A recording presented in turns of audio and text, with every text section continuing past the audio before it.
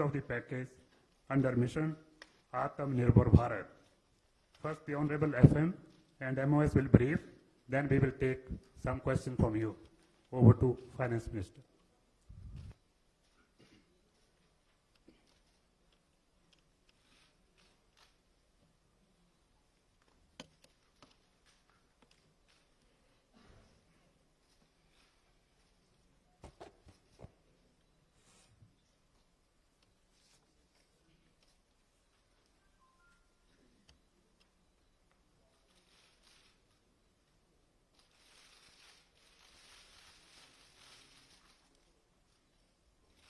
Good afternoon.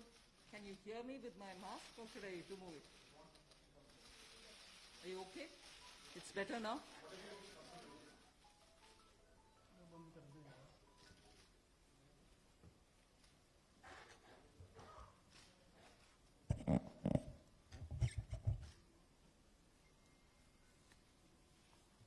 Good afternoon.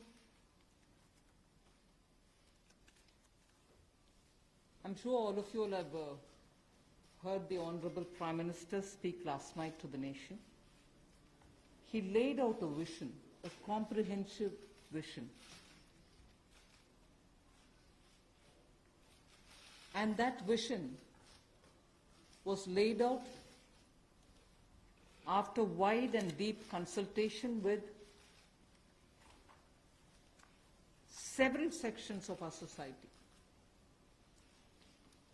And these discussions were held at various levels with various ministries and also gradually taken up to the level of the Prime Minister's office, and the Prime Minister himself has been spending considerable time to make sure that the inputs obtained are given due consideration and they form a part of the package that's being given to the country.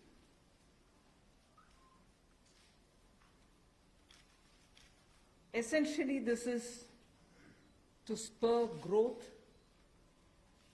and to build a very self-reliant India. And that's where this whole initiative is called as Atmanirbhar Bharat Abhiyan.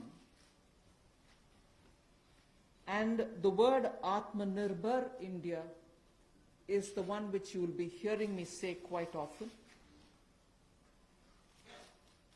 I know, coming from South India, a lot of people wondered what it actually meant. So for their benefit, I'll just say what it means in the 4 languages, subject of course to perfectionist corrections. Suya Sarbu Bharadam in Tamil, Suya Adharita in Telugu, Suyam Asarittan in Malayalam, and Swayam Avalambita in Kannada. Subject to correction, it may not be the perfect translation, but something to take it closer to what it means. So Atmanirbhar Bharat is what we are talking about. And you heard the Prime Minister clearly say that this is going to be resting on 5 important pillars. 5 important pillars: the economy, infrastructure, technology-driven systems, demography, and demand. So if these are the 5 pillars on which we are trying to build Atmanirbhar Bharat, the focus obviously will be what can be defined as the factors of production in today's language. Factors of production, all of us know that we've been hearing it: land, labor, capital, and enterprise. Today, we recast it, say it the same way, but then essentially referring to the very same factors of production, but in this Atmanirbhar Bharat, our focus therefore would be on those factors of production which are land, labor, liquidity, and law. So essentially it addresses issues of ease of doing businesses, ease of doing, compliance and regulations being due diligence observed, and so on. And in this, the intention is to build brands. Intention is also to take local brands,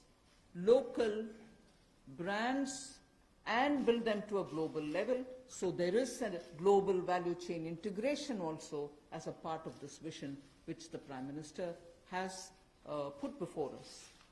Certainly when he says Atmanirbhar Bharat, it is not to look inwards and cut India to become an isolationist country. It certainly talks about a confident India which can rest on its strengths and also be able to contribute to the globe, the way in which the Prime Minister rightly pointed out.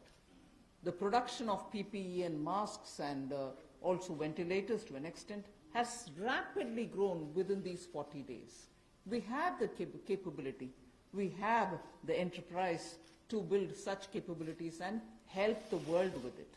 And therefore India shall continue contributing to the globe. You've also been seeing, I'm moving away from Prime Minister's last night's speech, you've been seeing that the government being led by Prime Minister Modi, even in 2014-19 regime, was a listening, was a sensitive, and also was a responding government. And that is why I list before you the various reform-driven steps which have been successfully taken. It's important for us to recall that now. Even as we talk about building a new India, building an India which is going to be Atmanirbhar. If I were to group them into different categories and list out what has been done by this government, even in between 2014 and 19, if you were to talk about the poor, we had the DBT-based reforms, based on which today, as we look at the migrants, look at the poor, look at the lockdown in their lives and the impact it has made in their lives, the DBT enabled us to directly put money into their accounts, and they didn't even have to go to the bank to collect it. The bank mitras were able to come and deliver the money, and therefore that reform based on Jan Dhan accounts, based on Aadhaar, and based on mobile technology has brought a revolution in this country, which many countries do recall now, and many of them are not able to do it, although India is able to do it. So for the poor, the DBT, the micro-insurance schemes, PM Awas Yojana, Ujjwala Yojana, again something which has made it possible for people to have free cooking gas in the last 3 months.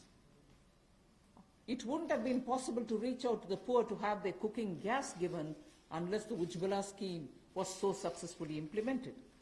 Swachh Bharat Abhiyan and Ayushman Bharat. And therefore for the poor, during the last tenure, the several schemes which benefited were all reform driven. If I were to talk about agriculture in the same spirit, PM Fasal Bima Yojana, PM Kisan Yojana, which again has come off handy, that we were able to front load the money to the Kisan during this lockdown. Otherwise it wouldn't have been possible. Creating new fisheries department, Krishi Sinchai Yojana, were all aimed at bringing reform in agriculture. Similarly, talking of business and also trying to bring in better business environment. PSB cleanups happen, public sector banks clean up after a heavy load of phone banking resulting in NPAs. Public sector banks recapitalization, FDI liberalization, ease of doing business reforms, which were taken down to the third level of administration governance, IBC reforms, GST reforms, and today because of the GST reforms, you're able to see what impact lockdown is having on small and medium businesses. And finally, reforms in other areas, very quickly to recall. National Highway Authority, the TOT plans, the airport privatizations, power sector reforms, which resulted in India becoming a power surplus country from shortages always. 175 gigawatts of solar targets. Out of 86 gigawatt has already been achieved out of that number.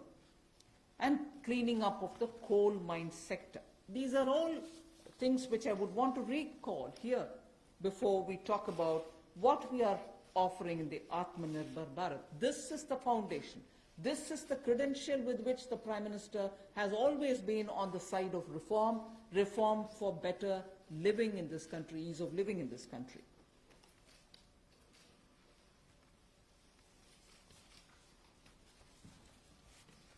नमस्कार। कोविड-19 में देश और दुनिया के सामने बहुत सारे संकट खड़े किए और इन चुनौतियों के समय में भी भारत के यशस्वी प्रधानमंत्री आदरणीय मोदी जी अवसर देखते हैं और कहीं ना कहीं पिछले कल का उनका जो देश के प्रति संबोधन था उसमें स्पष्ट तौर पर दिखता है कि आत्मनिर्भर भारत बनाने के लिए ये जो संकल्प उन्होंने लिया है, ये जो सोच अपनी देश के सामने रखी है, इसने एक नई ऊर्जा देशवासियों में भर दी है।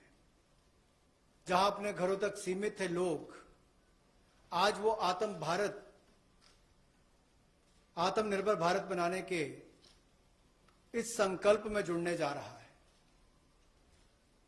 और संकट में अवसर देख रहा है। और शायद यही कारण है कि दुनिया के मुकाबले अगर भारत का देखा जाए तो इस लड़ाई में बहुत अच्छे कदम रहे। यहां तक कि दुनिया भर के देशों में दवाइयां तक पहुंचाने का भी संकट के समय में अगर किसी ने काम किया तो भारत की दवाइयों की कंपनियों ने किया, जिसमें भारत को बहुत प्रशंसा भी मिली है। यही नहीं, सबसे पहले कोविड-19 को चलते मोदी सरकार ने जो पहला कदम उठाया वो प्रधानमंत्री गरीब कल्याण योजना के रूप में लेकर आए कि देश के गरीब को भूखा ना रहना पड़े, उसको कोई दुख तकलीफ ना हो। और 1,70,000 करोड़ का ये पैकेज माननीय वित्त मंत्री जी ने आप सबके सामने रखा था।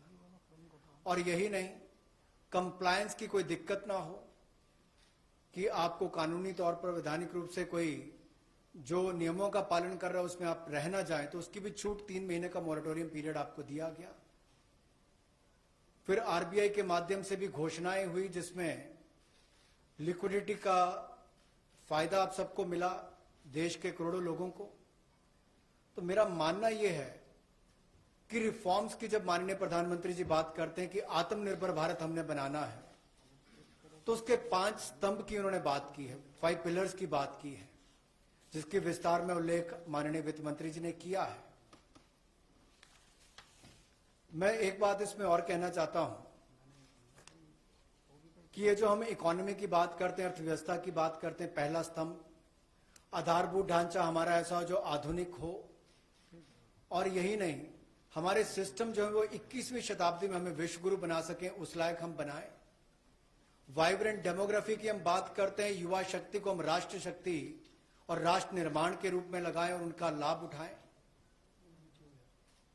और डिमांड को कैसे बढ़ाना है और डिमांड सप्लाई चेन का समन्वय कैसे बना रहे और अर्थव्यवस्था आगे और कैसे बढ़े, इसके इस्तेमाल को करने की भी जरूरत है।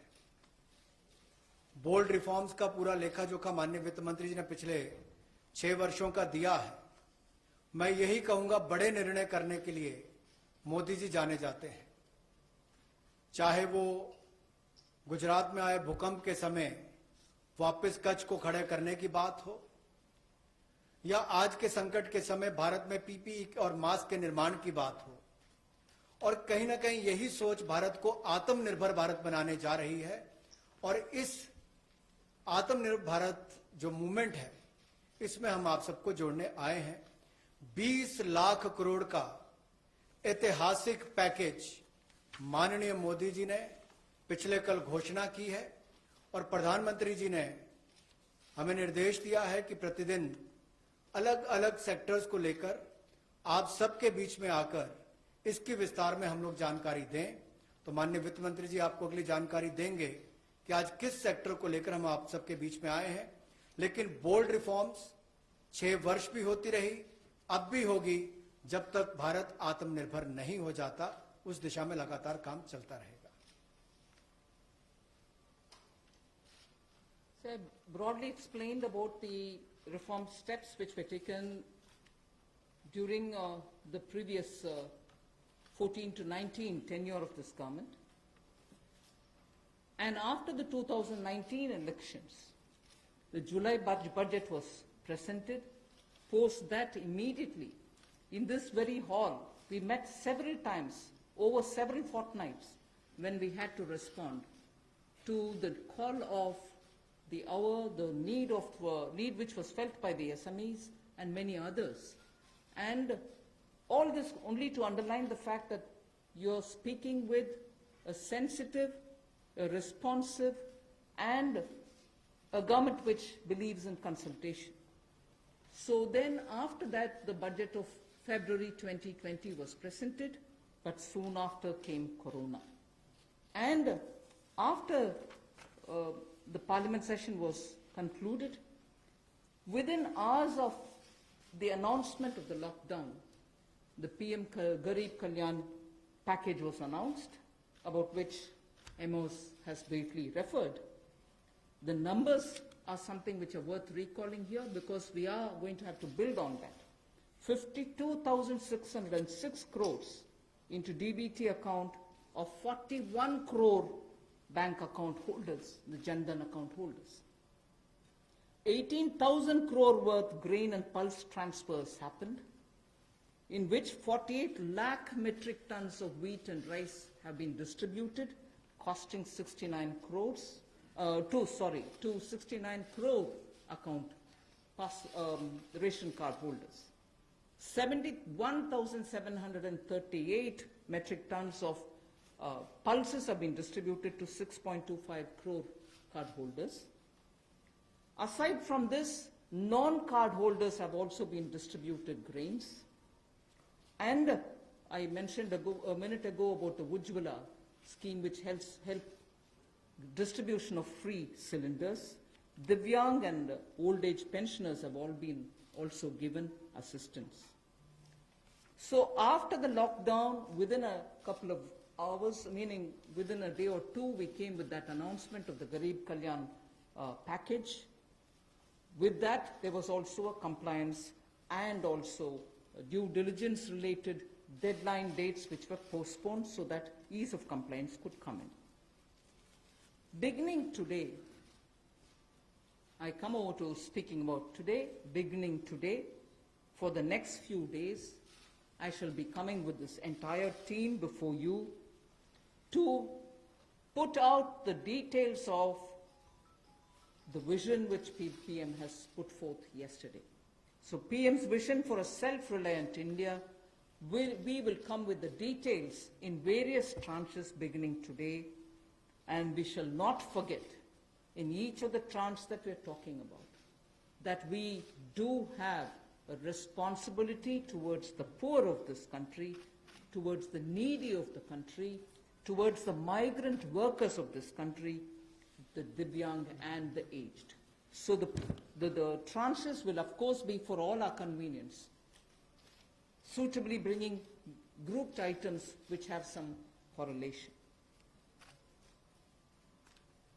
Alongside, you also had the Reserve Bank of India coming up with a lot of liquidity infusion, about which the data which will be shared with you all will go into greater detail about the quantum that they came up with, the LTROs and the TLTROs. I'm not getting into it so that you'll get the data, but we are not going into it. We also ensured, the Revenue Secretary is here, we also ensured that 18,000 crores of refunds through a special drive were given for all the income tax taxpayers. Drawback were also given the payments. So the intention being liquidity should be in the hands of the people. For all those who have up to 5 lakhs of refund dues, we cleared it. 14 lakh taxpayers have benefited because of that. So with that said, Today, the tranche has about 15 different measures, 6 of which pertain to the micro, small and medium enterprises. कुटीर लघु उद्योग के लिए 6 ऐसे कदम हम उठाएंगे.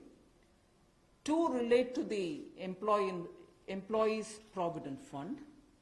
2 relate to the NBFCs, Housing Finance Corporations, and the MFIs, microfinance institutions.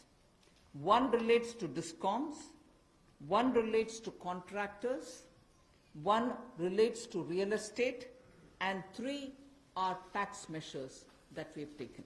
So I'll get into the detail of today's tranche of announcements. I said there are 6 major steps for the MSMEs. The first one, there is a collateral-free automatic loan for MSMEs which is being provided. This will give facility up to 3 lakh crores.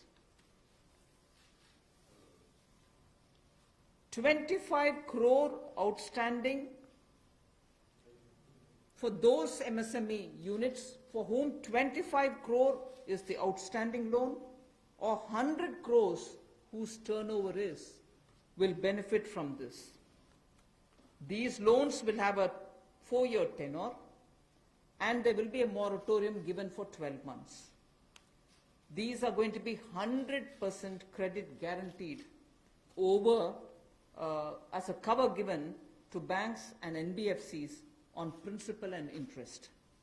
So this is going to be available till 31st October 2020. There are no guarantee fees, no fresh collaterals required. So I guess this will benefit 45 lakh units so that they can resume their business activity and also safeguard jobs.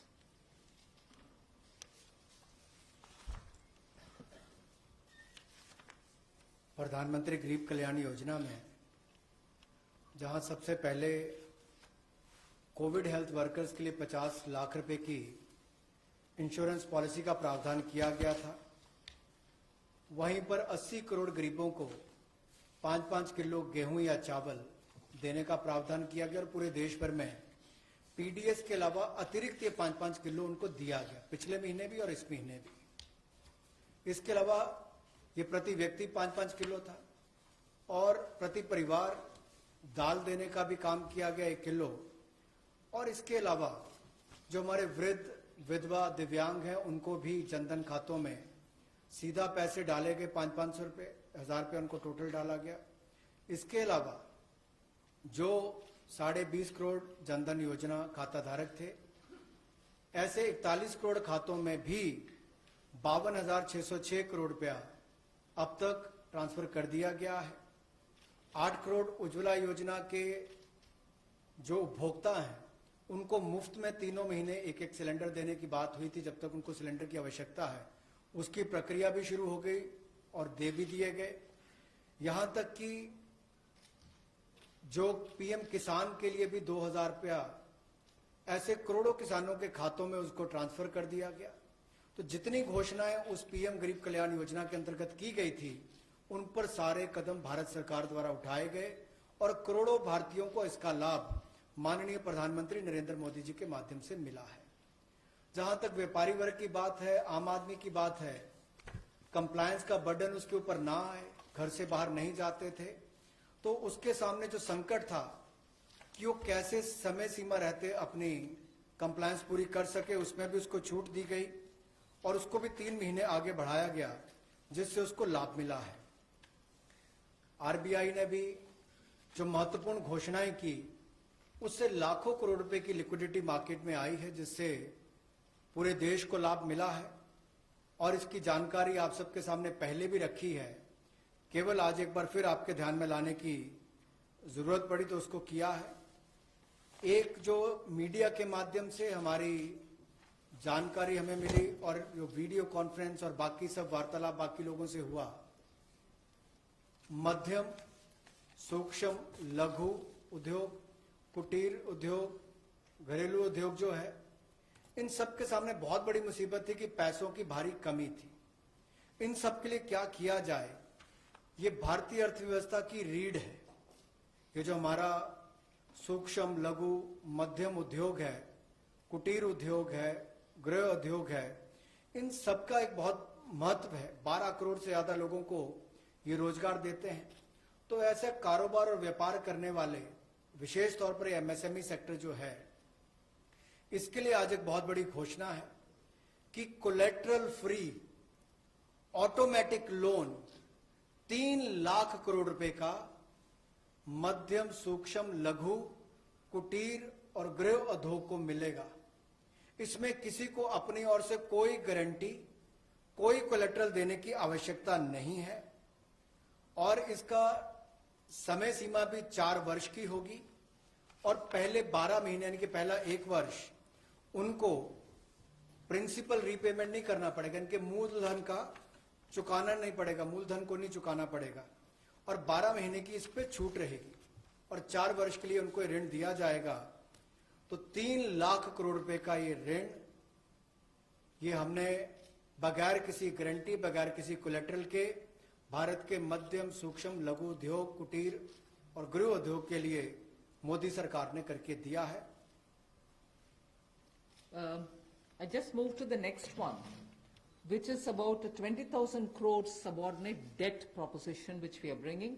If the earlier one, which was just now explained by the MOS, was for standard MSMEs who, because of lockdown, couldn't move forward because they didn't have money, they didn't have cash coming in.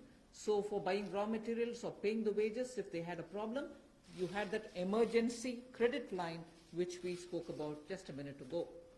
Now I come to talking about subordinate debt through which we want to infuse about 20,000 crores. These are meant for stressed MSMEs. So if you're providing for the standard, you're now providing for the stressed MSMEs. Now the stressed MSMEs do have a problem of equity. So for them, through a subordinate debt provision, we want to provide about 20,000 crore liquidity. 2 lakh MSMEs are likely to benefit from this.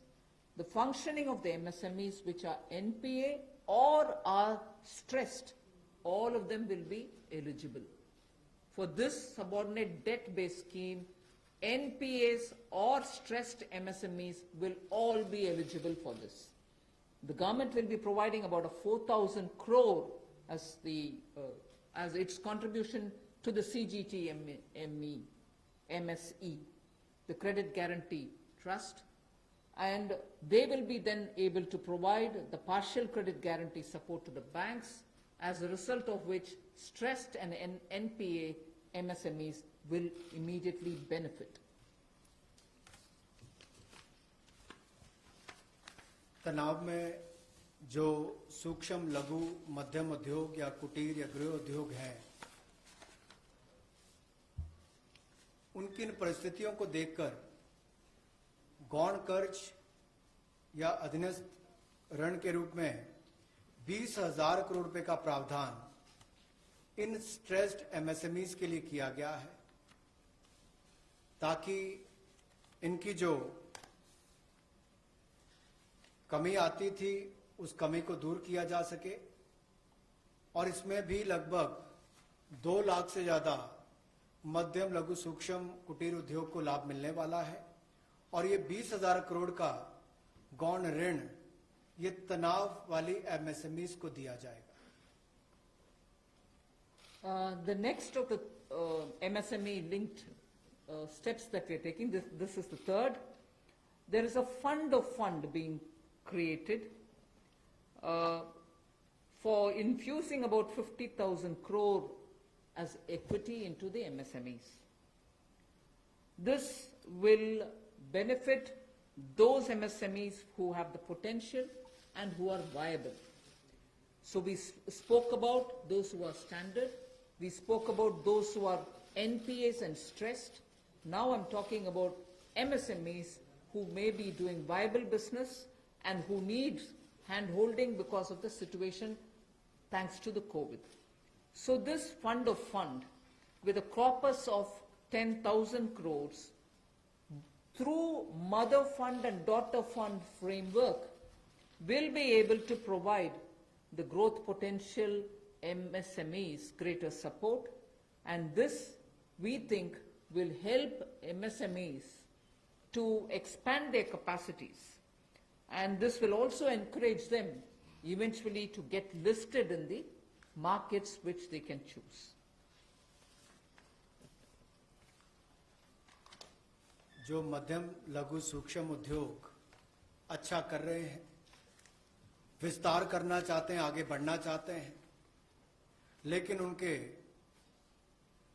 आकार को बढ़ाने की, क्षमता को बढ़ाने की सुविधाएं नहीं मिल पाती थी, तो उसके लिए फंड्स ऑफ फंड्स का प्रावधान किया गया है और इस फंड्स ऑफ फंड्स के माध्यम से 50,000 करोड़ की इक्विटी इन्फ्यूजन होगी, ये हम करने जा रहे हैं। इससे इन सभी अच्छा काम करने वाले मध्यम लघु सूक्ष्म उद्योगों को अपना आकार और क्षमता बढ़ाने का अवसर मिलेगा। The next one is something which all of us have been waiting for a long time, about the definition of MSMEs. I'm sure you heard from several sources that this discussion has been going on. We have now come to a stage where we can happily announce that the definition being changed is being changed in favor of the MSMEs. Because there was always this fear in very successful MSMEs also, that if they outgrow the size of what is defined as an MSME, they'll lose the benefits that they get as an MSME itself. So outgrowing this definition meant outgrowing and going out of receiving benefits. Therefore, MSMEs preferred to remain within the definition rather than grow. Now what we are coming with is a change in the definition of MSME so that they need not worry about growing in size. They will still be able to get quite a lot of benefits which otherwise, as an MSME, they had got. So now how do we change it? I told you why we are changing the definition. How are the changes being brought about? What exactly is the change which is coming in? The change is that investment limit which defined an MSME is being revised upwards. So you can be a slightly more larger invested company, but you're still going to be considered only as an MSME. And then I'll come to the amounts which is shown in the chart there.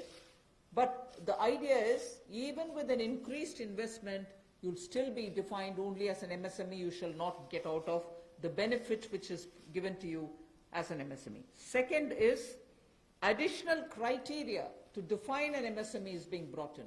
And that criteria is based on turnover. So that is being brought in newly now. Earlier it was only investment size. Now investment size and or additional turnover size is being brought in. And earlier, the distinction which prevailed between manufacturing unit, and therefore their definition was on slightly different account. Service units, their definition was on slightly different criteria. Now that differentiation between manufacturing and service MSME are being removed. Manufacturing MSME or service-based MSME shall all be defined similarly. And then, therefore, the chart that is there before you will tell you what was earlier and what is now. What was earlier defined with an investment of 25 lakh as micro unit will now have investment allowed till 1 crore. So they'll still be called a micro unit even if the investment is up to 1 crore. Now, in that, service investments of 10 lakhs were called as micro earlier. Now, because the distinction is removed, service also will have the benefit of being called a micro unit even if the investment is 1 crore. Over and above it, I did say that in addition to investment as a definitional criteria, we are bringing in the criteria of turnover also. So now your investment can be up to 1 crore and your turnover can be up to 5 crore. You shall be called as micro. this or that. Your investment can be 1 crore and your turnover can be 5 crore. Up to 5 crore, you will be micro enterprise. And so on. So small will be up to 5 crore, manufacturing enterprise. Services was up to 2 crore. Now the definition is changed to 10 crores and 50 crores. Investment and turnover, and so on. The table explains it.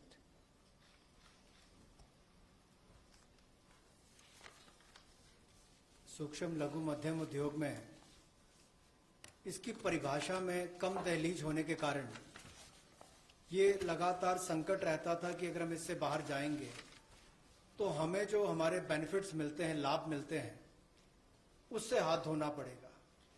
और यही कारण था कि हमारे कुटीर सूक्ष्म लघु उद्योग कभी बड़ा बनने का सपना नहीं देखते थे, और सपना देखते भी थे तो ये जो सीमा इसके लिए रखी गई थी, कम दहलीज थी, इसके कारण ये बड़े नहीं हो पाते थे। और कहीं ना कहीं जो आज कंपटीशन है उसमें फिर ये बहुत पीछे रह जाते थे। वर्षों लंबित मांग है, वर्षों से मैं सुनता आ रहा हूं, चौथी बार एमपी बन गया, कब से शुरू हो रही, आज तक वही मांग है। मैं धन्यवादी हूं प्रधानमंत्री मोदी जी ने इस पर यह कदम उठाने के लिए कहा है। और जो पहले क्राइटेरिया था कि मैन्युफैक्चरिंग यूनिट जो है वो 25 लाख से कम इन्वेस्टमेंट की होगी तो माइक्रो में आएगा, और सर्विस एंटरप्राइजेज जो थी वो 10 लाख तक की अगर उसने इन्वेस्टमेंट की होगी तो माइक्रो में आएगा। अब इसमें एक बदलाव किया गया है कि निवेश की लिमिट को तो बढ़ाया गया है, साथ में कारोबार को भी जोड़ा गया कि आपने व्यवसाय या कारोबार कितना उस वर्ष में किया है। तो इसको इन्वेस्टमेंट को बढ़ाकर माइक्रो के लिए 25 लाख से बढ़ाकर 1 करोड़ तक की जो इन्वेस्टमेंट करेगा वो माइक्रो यूनिट कहलाएगा। और ये मैन्युफैक्चरिंग और सर्विसेज दोनों के लिए एक ही क्राइटेरिया रहेगा, तो सर्विस सेक्टर को भी माइक्रो में आने का लाभ मिला है। तो 1 करोड़ से कम निवेश करने वाले को माइक्रो इंडस्ट्री में जो 5 करोड़ तक का व्यापार कारोबार करेगा उसको माइक्रो कहा जाएगा। स्मॉल वाले के लिए 10 करोड़ तक का निवेश और 50 करोड़ तक का कारोबार करने का प्रावधान, और मीडियम जो है उसमें 20 करोड़ तक का निवेश और 100 करोड़ तक की टर्नओवर। तो आप कल्पना कीजिए कि कल तक जो शायद मीडियम वाले के लिए आता था वो आज आपके स्मॉल वाले के लिए भी उससे बेहतर ऑप्शंस आकर खड़ी हो गई। तो इससे हमारे कुटीर सूक्ष्म लघु मध्यम उद्योग को बहुत बल मिलने वाला है। एक और बैंकों का हाथ पकड़ना, पैसा देना, दूसरी तरफ से डेफिनेशन चेंज करके उनके आकार और क्षमता को बढ़ाने का अवसर देना, ये अपने आप में क्रांतिकारी कदम इस दिशा में लिया गया है। I move to the 5th step in the MSMEs. I said total 6 measures have been are getting announced today. Of the 6, the 5th one is that for government procurement, tenders up to 200 crores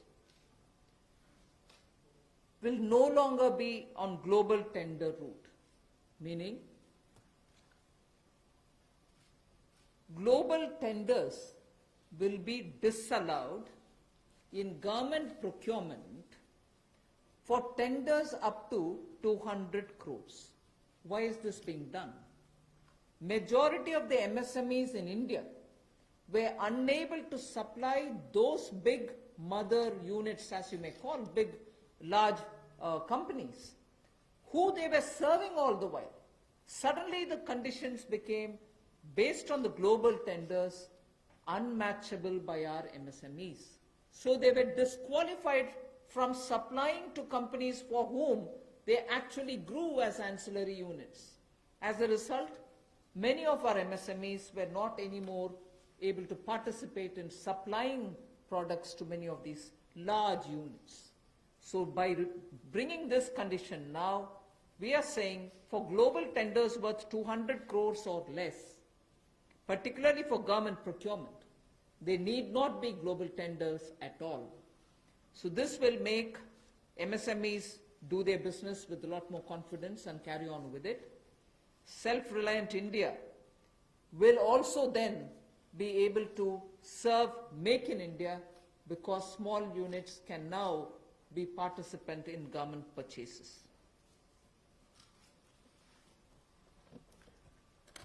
पिछली 2 slides में भी आपने देखा होगा कि कुटीर, सूक्ष्म, लघु, मध्यम उद्योग के लिए जो बड़े कदम उठाए गए हैं, 3 लाख करोड़ के कोलेटरल फ्री और कोई नई गारंटी दिए बिना एक और से ऋण उपलब्ध करवाना, उसके अलावा जो बाकी कदम उठाए गए और उनकी परिभाषा बदलने का काम भी किया गया, तो ये कदम उससे एक और स्तर ऊपर है कि ये सब बदलने के बाद उनको कामकाज जब मिले तो कंपटीशन में कहीं ना कहीं अनफेयरनेस जो होती थी, उसमें हमारे लोकल उद्योग वो पीछे रह जाते थे।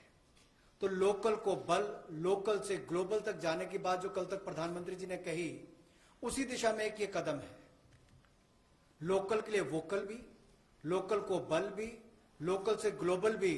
तो ये इसीलिए ग्लोबल टेंडर्स जो हैं, ये 200 करोड़ तक से कम वाले जो हैं, इसमें यानी कि 200 करोड़ से कम वाले में ग्लोबल टेंडर्स नहीं होंगे। इसमें हमारे सूक्ष्म, लघु, मध्यम उद्योग को लाभ मिलेगा और कहीं ना कहीं आत्मनिर्भर भारत की जो हम बात करते हैं, उस दिशा में कदम ये भी उठाया गया है। The 6th step towards MSMEs is post-COVID, trade fairs, exhibitions are going to be very difficult.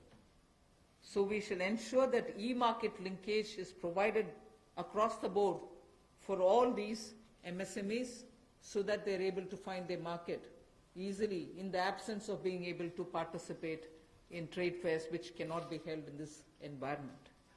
Also, very importantly, Government of India and also CPSEs, where there are receivables by MSMEs, we now announce that within the next 45 days, all their receivables will be cleared. The CPSEs and Government of India will honor every MSME receivable within the next 45 days.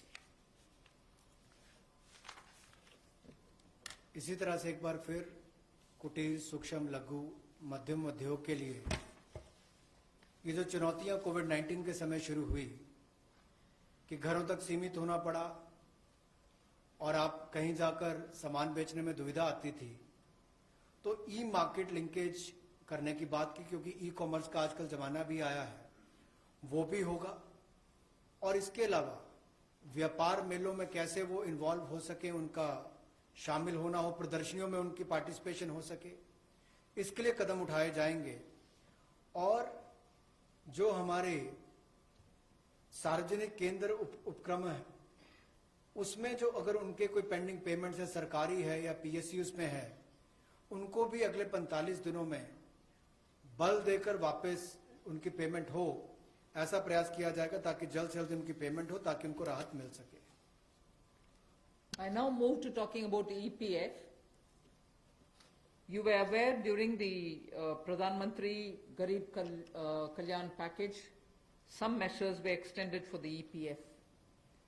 In that, we had said units which have 100 workers, 90% of whom are earning less than 15,000 rupees, will be able to draw from their EPF from the funds because they needed money in their hands.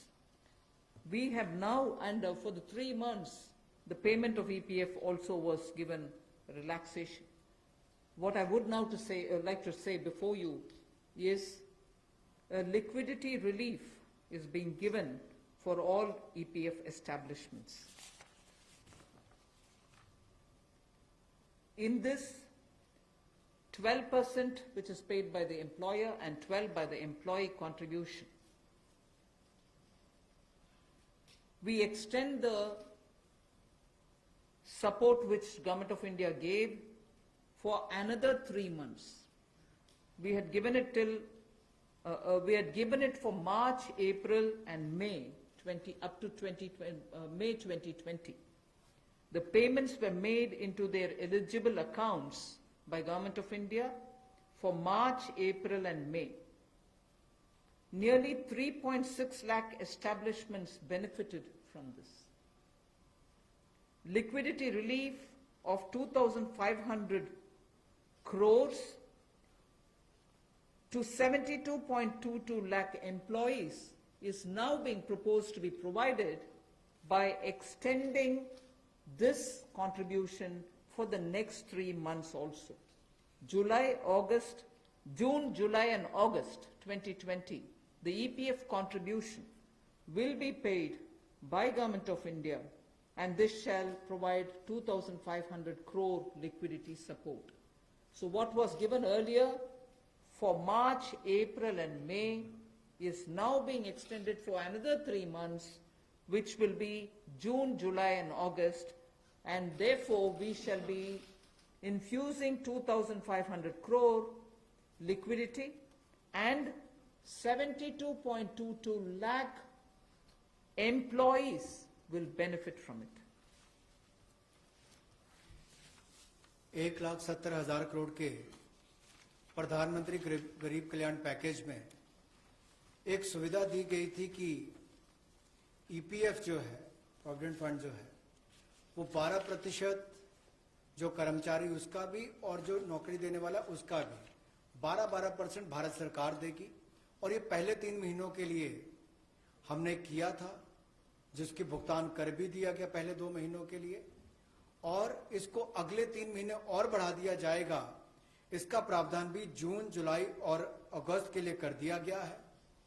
3,67,000 ऐसी संस्थाओं के 72,22,000 ऐसे कर्मचारियों को इसका लाभ मिलेगा, जब कर्मचारी का 12% हिस्सा भी और नियोक्ता जो नौकरी देने वाला है उसका 12% हिस्सा भी भारत सरकार देगी, और ये कुल मिलाकर 2,500 करोड़ के लगभग का लाभ इनको मिलेगा।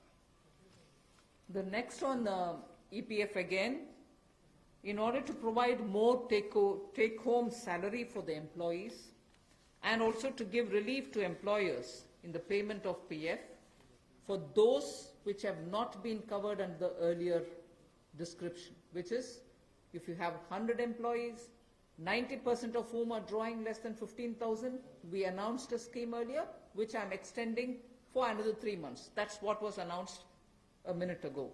The second one in EPF now is the statutory PF contribution for those who are not covered in the earlier one is being reduced from 12% to 10%.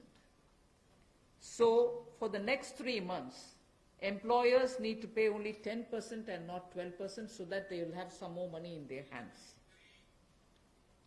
However, for the central public sector enterprises and for state PSUs, we will continue to pay 12%. So this reduction is not for the government. However, government employees, the employer, government employer, still pays 12%. But employees in these public sector undertakings will be given the advantage of paying only 10%.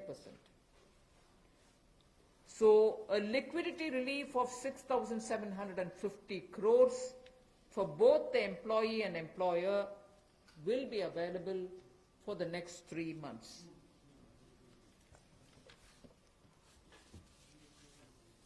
एक और प्रावधान, क्योंकि आज के समय पैसा कर्मचारी के हाथ में भी कैसे ज्यादा हो, इसमें भी एक बड़ी राहत देने का प्रयास इसमें किया है कि जो ईपीएफ कंट्रीब्यूशन है, जिनका ईपीएफ का योगदान है, वो ऐसे संस्थानों के लिए और कर्मचारियों के लिए 12% से कम करके 10% अगले 3 महीनों के लिए किया गया है। इससे कर्मचारी भी और संस्थान दोनों को लाभ मिलेगा। लेकिन जो सरकारी हमारी संस्थान है, सेंट्रल पीएससीज हैं, इनके लिए 12% ही रहेगा, उसमें कोई बदलाव नहीं किया गया है। तो इससे कुल मिलाकर 6,750 करोड़ रुपए का लिक्विडिटी सपोर्ट इनको मिलेगा और एक तरह से 6,750 करोड़ रुपया ज्यादा इनके हाथ में आएगा। The next one is about non-banking financial companies, housing finance corporations, and microfinance institutions. We have been hearing in spite of a lot of steps which the RBI took, in spite of all the provisions that we made between the July budget and the February budget, it was felt that the NBFCs were not able to get enough resources. And particularly, some NBFCs which were not very highly rated had particular difficulties in comparison to the others. So, Government of India now launches a 30,000 crore special liquidity scheme. Under the scheme, investment will be made in both primary and secondary market transactions where investment grade debt papers, this is not infusing equity, this is taking and buying debt papers of NBFCs, housing finance corporations and microfinance institutions. And not high quality debt papers, they can be investment quality also. So this we expect will have an impact on those struggling NBFCs who need money to carry on with business. And these NBFCs are also those who have been funding MSMEs. So in order for these NBFCs to keep their network of MSMEs served, this infusion is absolutely necessary. And these securities with which you're going to buy these debt papers will be fully guaranteed by Government of India. They will be fully guaranteed by Government of India. We hope that this will also bring in a lot of difference for NBFCs who have access to small and micro units, and therefore we want to ease the flow of credit through these NBFCs who have only not so good debt papers in their hands. गैर banking वित्तीय कंपनियां NBFCs या फिर हमारे housing finance companies और micro finance institute, इन सब के लिए जो इनके पास लिक्विडिटी की कमी आती थी, धन का अभाव होता था, उसके लिए ये नई योजना लेकर आए हैं जिसमें 30,000 करोड़ रुपए का विशेष तौर पर प्रावधान किया जाएगा। स्पेशल लिक्विडिटी स्कीम ये होगी जिससे इनके धन की आपूर्ति भी होगी और इसके माध्यम से जहां एक और हाउसिंग सेक्टर को बल मिलेगा, एमएसएमई सेक्टर को बल मिलेगा, उसका भी लाभ हमारी अर्थव्यवस्था में और नीचे आम आदमी को पहुंचेगा और इसका पूरी तरह से गारंटी भारत की सरकार देगी। The next facility also for the NBFCs is to give 45,000 crore liquidity infusion through a partial credit guarantee scheme for the NBFCs in particular. This is an existing scheme, but we are expanding its scope. Expanding its scope only because it will now cover borrowings such as primary bond issued, the commercial papers. So all these will constitute the liability side of the balance sheet, but we are getting into that area also. But in this case, as different from the previous one, 20%, the first 20% loss alone will be borne by the guarantor, which is Government of India. The first 20% loss. So in this again, AA rated papers below and also below that will all be included. Even unrated papers will be eligible for investment. This we think will help many of the microfinance institutions, and with this, if money goes into their hands, even based on unrated papers, we guess they will have liquidity to reach out to the MSMEs who may be in the far-flung areas. जहां पहली 30,000 करोड़ की liquidity guarantee scheme लेकर आए थे, liquidity scheme लेकर आए थे NBFCs के लिए, एचएफसीज और एमएफआईज के लिए, वहीं पर अब आंशिक ऋण गारंटी योजना ये लगभग 45,000 करोड़ रुपए की एनबीएफसीज का इसमें प्रावधान किया गया है। इसमें भारत सरकार गारंटर होगी, जो 20% का नुकसान इसके द्वारा सहन किया जाएगा, वहन किया जाएगा। और यही नहीं, इसमें AA पेपर और इससे भी नीचे वाले जो है उसको भी इसमें पैसा मिल पाएगा, ऋण मिल पाएगा। और इसके अलावा जो अनरेटेड पेपर एलिजिबिलिटी है इन्वेस्टमेंट के लिए, वो भी इसमें प्रावधान किए गए हैं ताकि ज्यादा इसका स्कोप बढ़ सके, ज्यादा लोगों को इसका लाभ मिल सके और कुल मिलाकर इससे भी नई लैंडिंग जो है यानी कि कर्जा दिया जा सके सूक्ष्म लघु मध्यम उद्योग को और आम नागरिकों को भी मिल सके, उसके लिए इसका प्रावधान किया गया है। I move over to talking about the DISCOMs. DISCOMs today are facing unprecedented cash flow problems. They desperately need help. Otherwise, they are unable to pay the power generating companies. You know, all the states, DISCOMs are in serious crisis. So in order to help them, there is a emergency liquidity injection, which is happening to the extent of 90,000 crores. Now the Power Finance Corporation, REC, the Rural Electrification Corporations, both of them put together will infuse liquidity of 90,000 crores to all the DISCOMs against all the receivables that they have. They're sitting there without getting paid. In turn, they are not able to pay the GENCOs. In turn, the GENCOs are wondering where they will have more money to pay for producing electricity.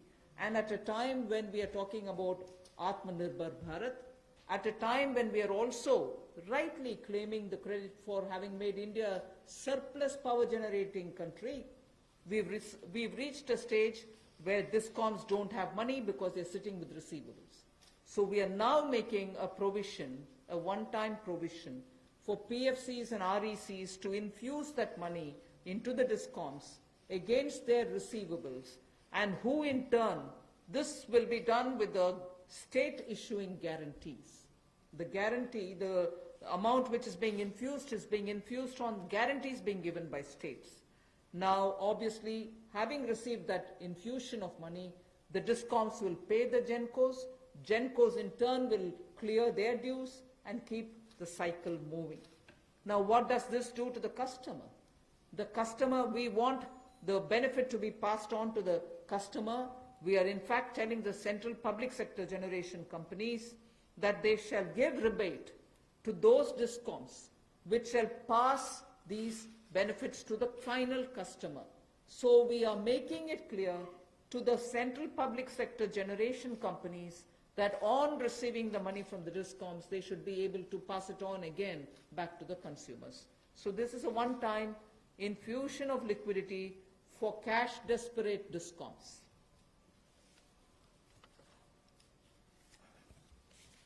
बिजली वितरण कंपनियों की आय में जो भारी कमी आई है और लेनदारी जो इनके कई राज्यों से बढ़ी है, उसके कारण भी ये अभूतपूर्व नकदी प्रवाह की स्थिति इनको देखनी पड़ रही है। इन परिस्थितियों में आम उपभोक्ता को भी नुकसान ना हो, बिजली उत्पादन करने वाले भी और बिजली वितरण करने वाले भी इस अभूतपूर्व समस्या में कहीं उलझकर ना रह जाएं, इसके लिए 90,000 करोड़ रुपए का प्रावधान डिस्कॉम्स के लिए किया गया है, बिजली वितरण कंपनियों के लिए किया गया है।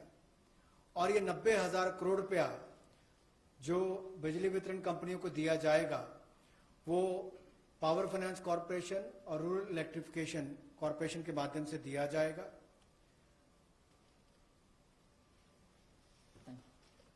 I move to the next, which deals with contractors. All Government of India agencies, such as the railways, road transport, highways, CPW, etc., will now give 6 months extension without any cost to the contractors, so that that extension should cover construction work or goods and services contracts that they have with central government agencies. They can take additional 6 months to comply with the contract conditions.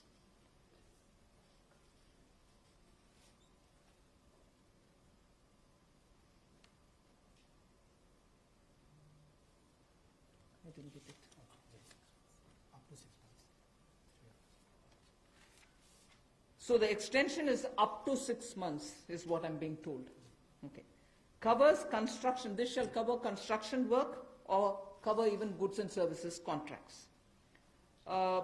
It will also cover completion of works and intermediate milestones that they may have.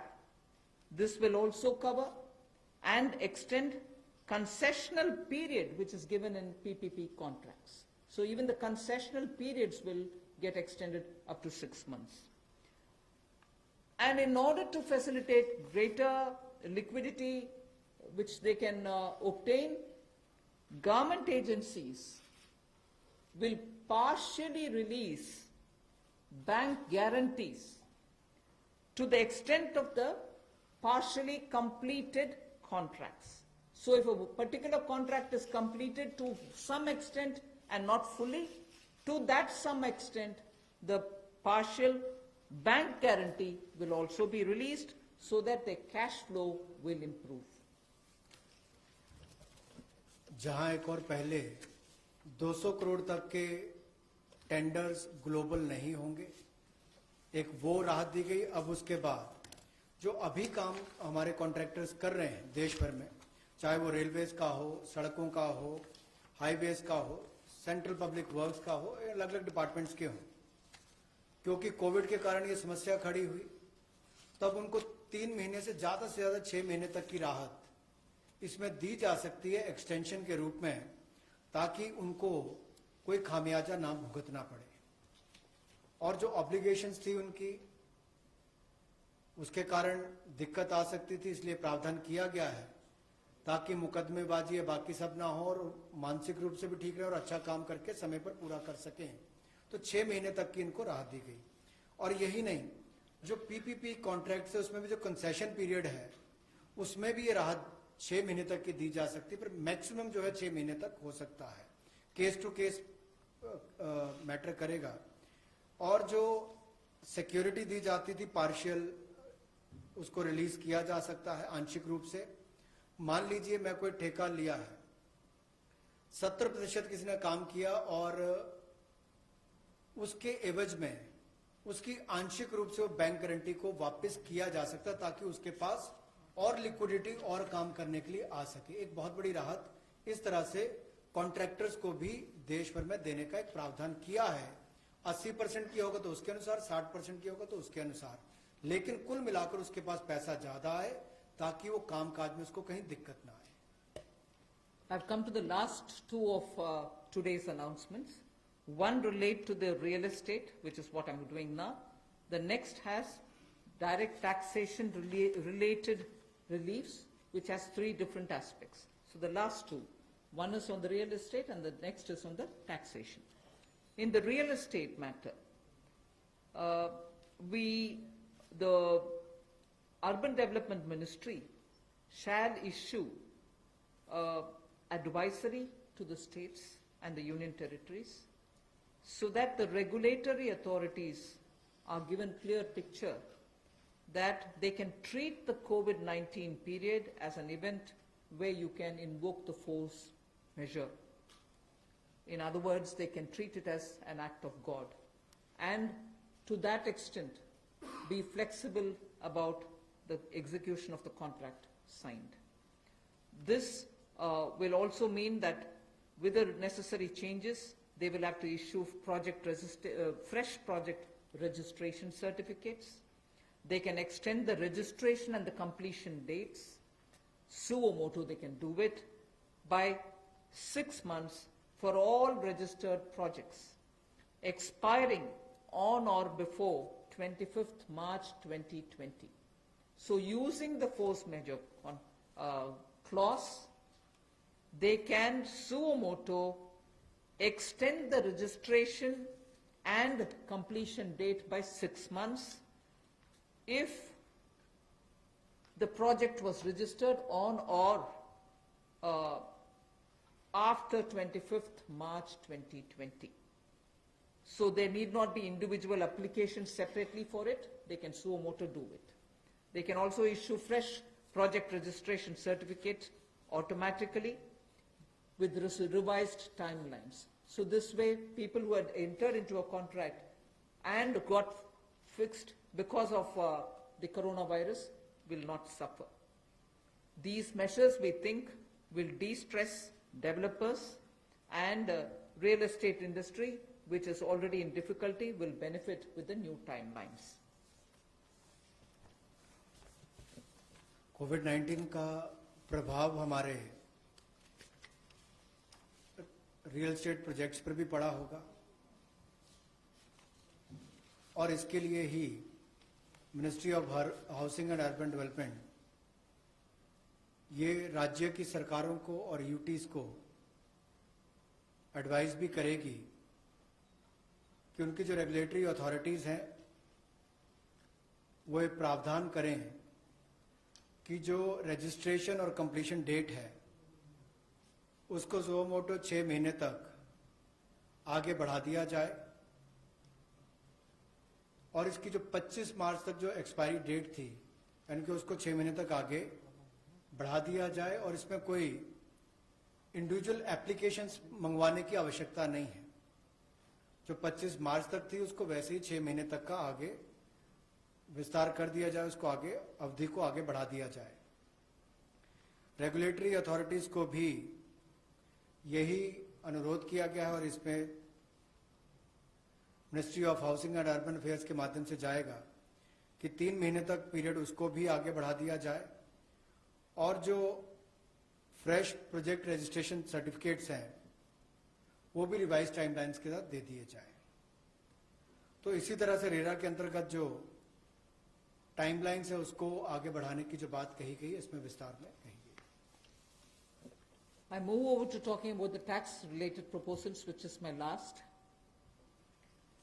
You're fairly familiar with the TDS and the TCS tax deductions which happen.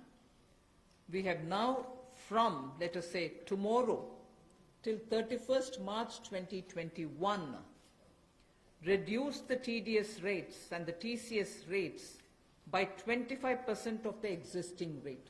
So if the existing rate is 100, it will be reduced by 25%. This shall apply to all payments, if they are payment for contracts or professional fees or interest or rent or dividend or commission or brokerage. All of these will be eligible for this 25% rate reduction. Through this, and as I said, this will be coming into force from tomorrow and last till March 31st, 2021. And this we think, this reduction we think will release nearly 50,000 crores in the hands of the people who otherwise would have paid it as TDS. This reduction alone is going to give 50,000 crores back to the people, in the sense it will be in their hands rather than coming in as payment of taxation. जो TDS rates हैं वो सभी non salaried payment वालों को, residents को, और TCS rate जो है उसमें 25% की कटौती की गई है फाइनेंशियल ईयर 2020-2021 के लिए, और इससे 50,000 करोड़ रुपए का लगभग लाभ आम जनता को मिलने वाला है।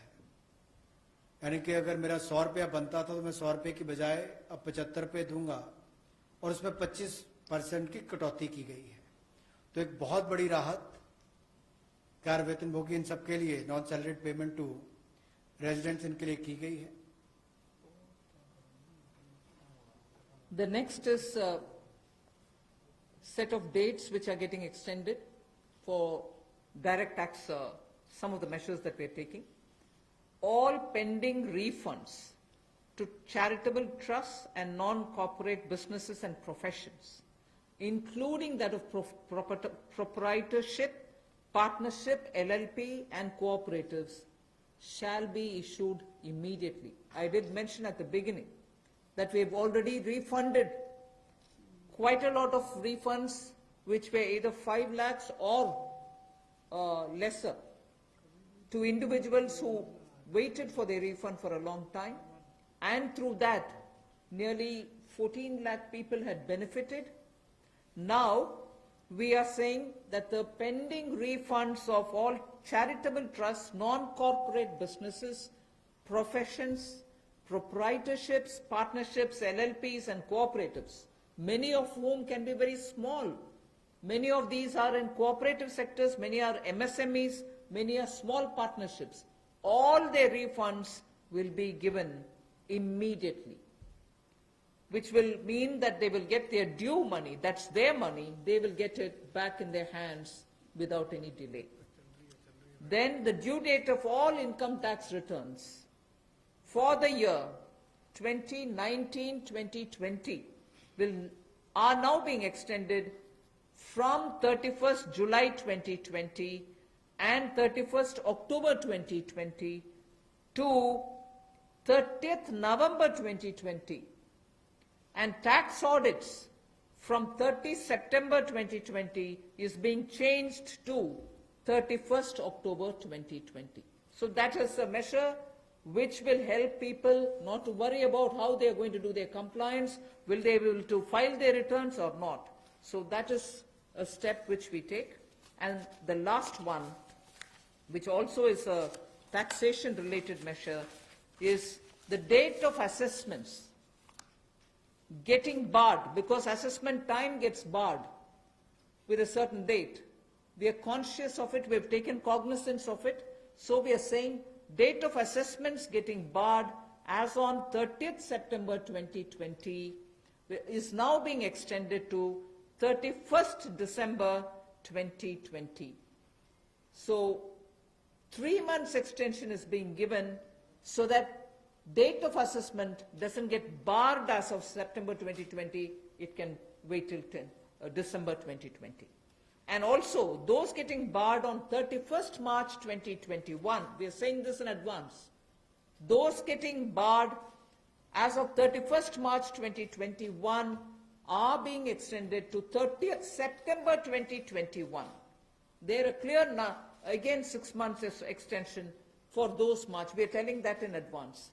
31st March 2021, which we are getting debarred, will now be moving over to 30th September 2021. And the last point that I would want to share with you all for this evening is, you know, we've launched this Vivad Se Vishwas scheme for making payment, and there was a component that you had to pay 10% extra if it is beyond a certain date.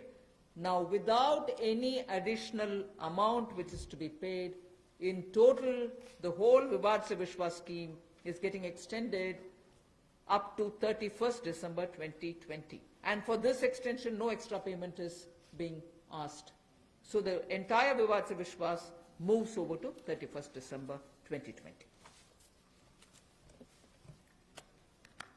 5 lakh तक के refund 14 lakh से ज्यादा लोगों को अब तक वापस कर दिए गए थे। उसके अलावा जो उससे ऊपर वाले उसकी भी प्रक्रिया शुरू, और बहुत सारे लोगों को वो भी वापस कर दिए गए हैं जो रिकॉर्ड समय के अंदर किए गए।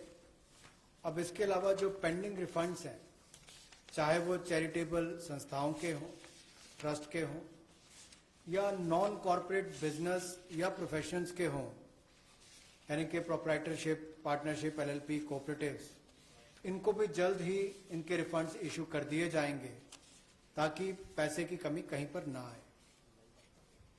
इनकम टैक्स की रिटर्न के लिए जो ड्यू डेट थी वित्तीय वर्ष 2019-20 के लिए, उसको 31 जुलाई 2020 और 31 अक्टूबर 2020 से बढ़ाकर 30 नवंबर 2020 कर दिया जाएगा, और टैक्स ऑडिट को भी 30 सितंबर 2020 से बढ़ाकर 31 अक्टूबर 2020 कर दिया जाएगा। जहां तक डेट ऑफ असेसमेंट की बात है, यह भी वर्जित हो रही थी 30 सितंबर 2020 को, इसको भी एक्सटेंड कर दिया जाएगा 31 दिसंबर 2020 तक, और जो वर्जित हो रही थी 31 मार्च 2021 को, इसको 30 सितंबर 2021 तक बढ़ा दिया जाएगा। मैं एक बार फिर कह देता हूं, जो डेट ऑफ असेसमेंट्स जो बार हो रही थी 30 सितंबर 2020 को, उसको 31 दिसंबर 2020 तक बढ़ा दिया गया है, और जो बार हो रही थी 31 मार्च 2021 को, उसको 30 सितंबर 2021 तक बढ़ा दिया गया है। विवाद से विश्वास स्कीम बजट के समय भी हम लाए थे, लेकिन इन अभूतपूर्व परिस्थितियों के चलते इसको भी जिनको पेमेंट करनी है कोई अतिरिक्त पेमेंट ना किए बिना, एडिशनल अमाउंट दिए बिना इसको 31 दिसंबर 2020 तक एक्सटेंड कर दिया गया है, ताकि आप 2020 31 दिसंबर तक पेमेंट कर सकते हैं। उसमें आपको कोई अतिरिक्त पेमेंट नहीं करनी पड़ेगी। मैं धन्यवाद करना चाहूँगा फाइनेंस मिनिस्टर का, एमओएस फाइनेंस का, for detailed briefing to all of us on these particular subjects. Madam, with your permission, 2 questions we are going to take online and 4 questions we can take from the hall here. So first I take the question online. How does the government plan to finance rupees 20 lakh crore stimulus? Maybe this is a question I should answer after I finish all my announcements on the various tranches. But government has also given a slightly altered schedule, the borrowing schedule. So that is one of the ways, that is, I repeat, that is one of the ways in which we are also expecting to finance. But the other details about how exactly are we going to get financing this will be probably more appropriately answered after we finish announcing all the tranches. Number 14.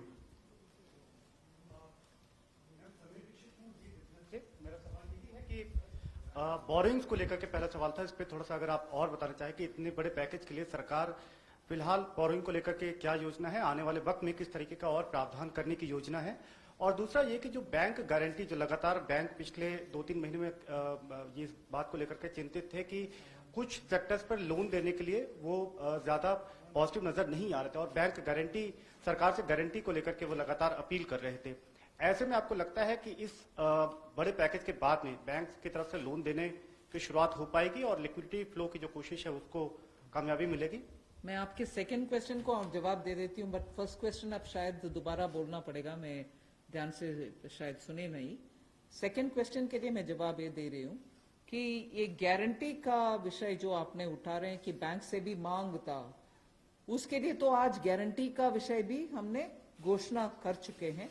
सो उसके कारण हम ये मानते हैं कि banks में थोड़ा और तैयारी होगी, मगर वैसे भी पिछले एक सप्ताह से बैंक सेक्रेटरी इधर देवशीष पांडा जी हैं, लगातार कितने बैंक से क्रेडिट जारी है, किन को जारी है, एमएसएमई की जारी है, रिटेल सेक्टर को जा रहे हैं, ये विषय हम फिनेंस मिनिस्ट्री के हैंडल से और पीआईबी के द्वारा भी जानकारी देते आ रहे हैं। इसमें हम स्पष्टता से ये समझें कि बैंक्स लोन देने से संकोच नहीं कर रहे हैं। सैंक्शन किए हुए लोन्स हैं जिसमें बैंक का ये कहना है कि सैंक्शन करने के बाद भी कस्टमर आकर के लॉकडाउन खत्म होने के बाद हम आकर लेंगे, प्लीज तब तक आप पैसा रिलीज ना करें। ऐसे रिक्वेस्ट कस्टमर रख रहे हैं बैंक के सामने। मैं ये नहीं कह रही हूं सभी कस्टमर्स ऐसे बोल रहे हैं, मगर ज्यादातर कस्टमर्स ये बोलने की वजह से सैंक्शनड लोन का विवरण हम दे रहे हैं हर 2 दिन के एक बार, फिर भी वो अमाउंट रिलीज क्यों नहीं होता। और ये भी प्रश्न उठते हैं कि क्यों बैंक्स रिवर्स रिपो में, रिजर्व बैंक में लगातार पैसा डाल करके आ रहे। कारण यही है कि सैंक्शन करने के बाद भी क्लाइंट्स उनके अपने चॉइस पर कह रहे हैं कि लॉकडाउन निकालने के बाद, हटने के बाद हम पैसा रिलीज करवाएंगे आपसे। सो ये भी है विषय, हम इसका पूरे हर पहलू अंडरस्टैंड करने का आवश्यकता है। Your first question, that's all right, That's covered. Number 12. I'm Sapna here. Very good afternoon.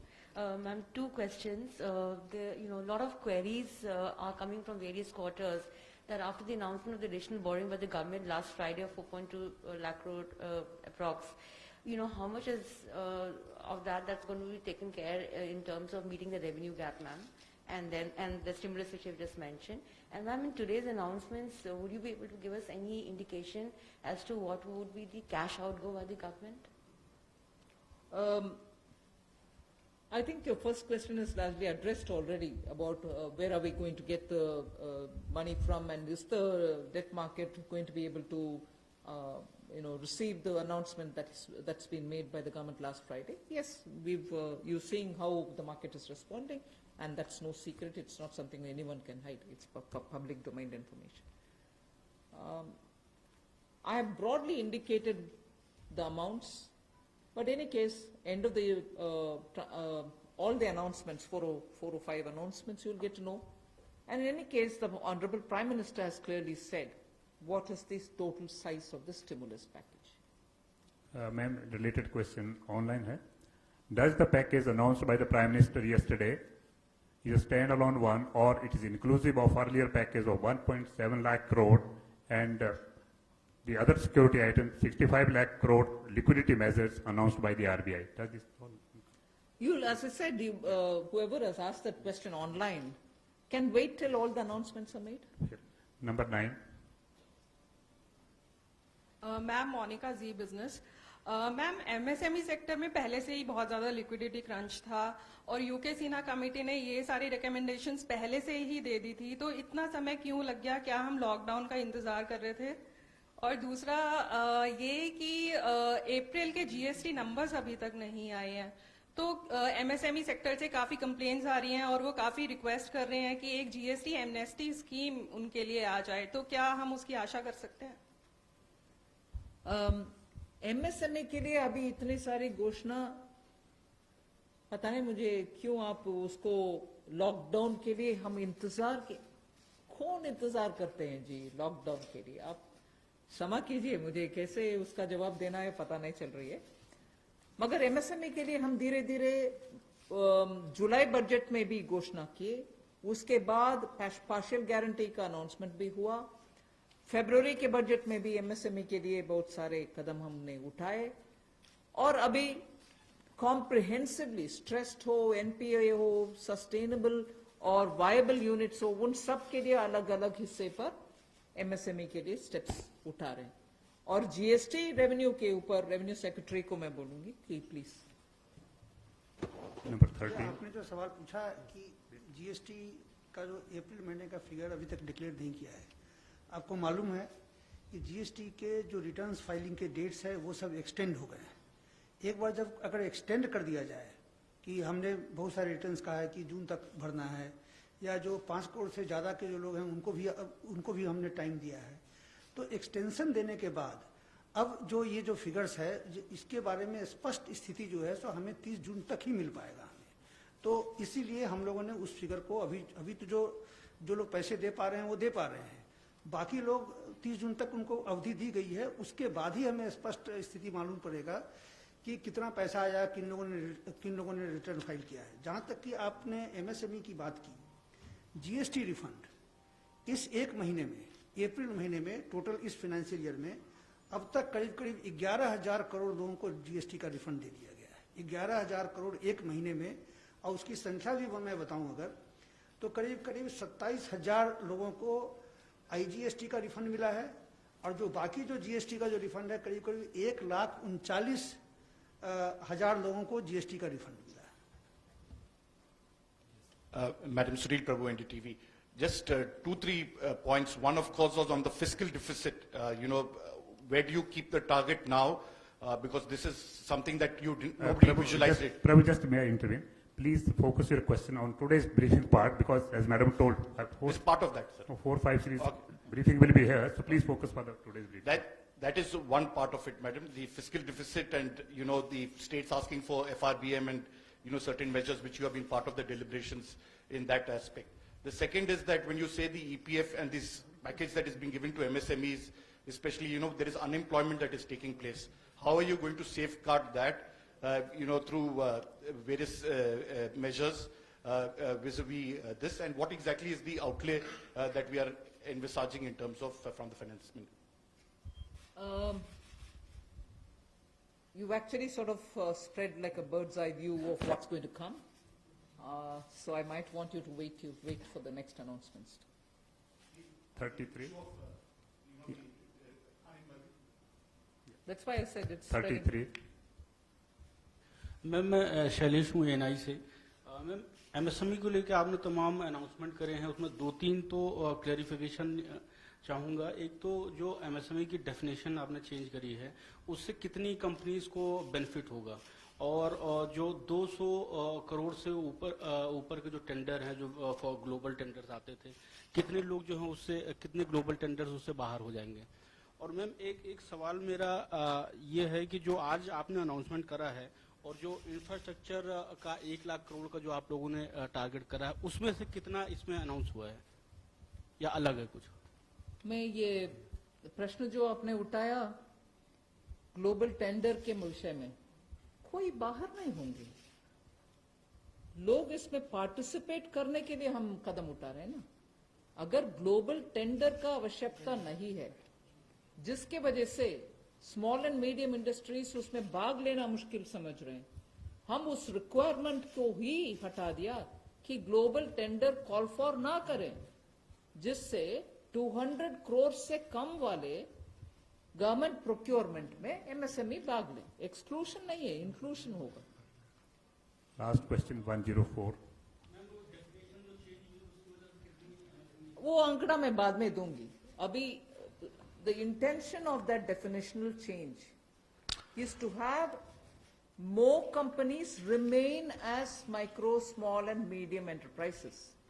Growing के वजह से वो इस definition से बाहर ना हो जाएं, इसके लिए कितने यूनिट बेनिफिट होंगे, if anybody of the secretaries have that information they can give, नहीं तो हम आपको कैलकुलेट करके देंगे कितने यूनिट इससे दोबारा एमएसएमई के डेफिनेशन के अंदर आएंगे।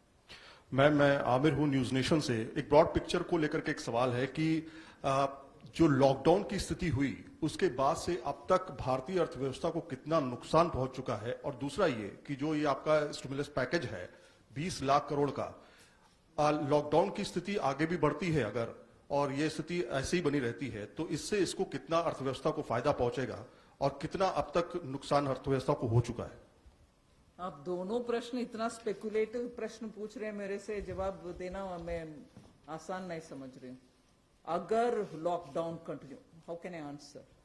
1 सेकेंड, लॉकडाउन के वजह से क्या नुकसान हुआ आंकड़ा करने के लिए अभी समय नहीं है। हम रिस्पॉन्ड कर रहे हैं जिससे न्यू इकोनॉमी उभर कर आना है और सभी स्ट्रेंथ के साथ उनके बिजनेस रिवाइव करना है, उस रास्ते पे हम चल रहे हैं। इसीलिए I can't answer even your first question, I am sorry.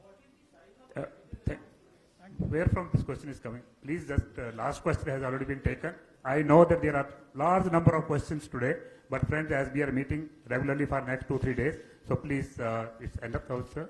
I thank you, madam, and thank the MOS. Thank you very much.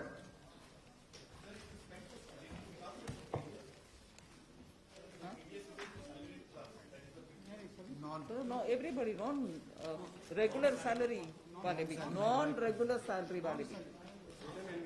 It's not.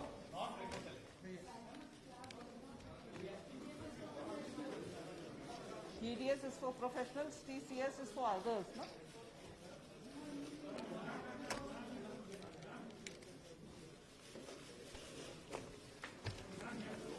Thank you.